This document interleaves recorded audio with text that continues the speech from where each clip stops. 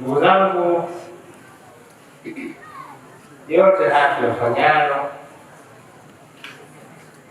ni kwa ajili ya Mtume Muhammad sallallahu alaihi wasallam,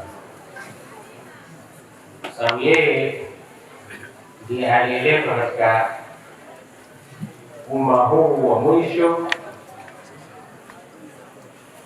Umma wake Mtume Muhammad sallallahu alaihi wasallam, na Mwenyezi Mungu Subhanahu wa Ta'ala akamwambia, wama arsalnaka illa rahmatan lil alamin, na hatukukupeleka ewe Muhammad ila hali ya kuwa ni rehema kwa walimwengu, alamil insi wal jinn,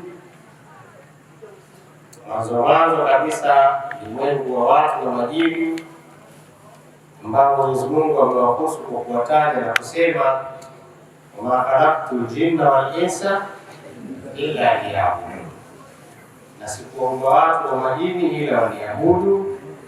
Na Mtume ndio kafundisha hizo ibada na kufundisha njia ya maisha ambayo tukiishi kwa njia hiyo basi tutapata radhi za Mwenyezi Mungu Subhanahu wa Ta'ala.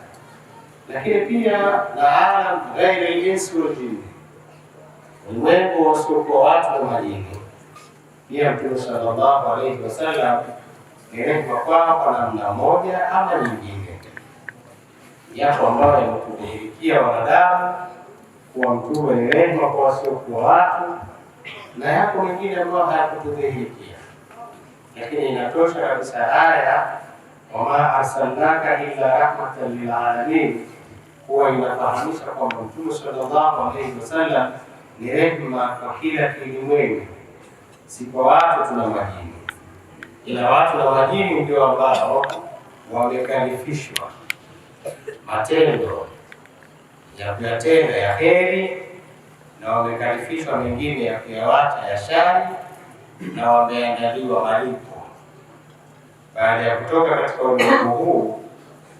Yapo malipo ambayo tutakwenda kulipwa. Wale waliotenda mema watalipwa mazuri, na walioishi vibaya katika ulimwengu huu watakwenda kuadhibiwa. Kwa ndugu zangu, rehema hii ikiwa ni rehema kwa walimwengu wote, lakini kwa sisi wanadamu hatutoipata ila kwa kumshika vizuri Mtume sallallahu alaihi wasallam na kuyashika mafunzo ya Mtume Muhammad sallallahu alaihi wasallam.